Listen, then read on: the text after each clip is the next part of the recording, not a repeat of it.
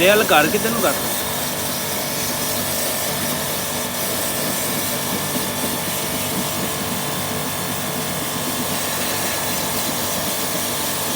side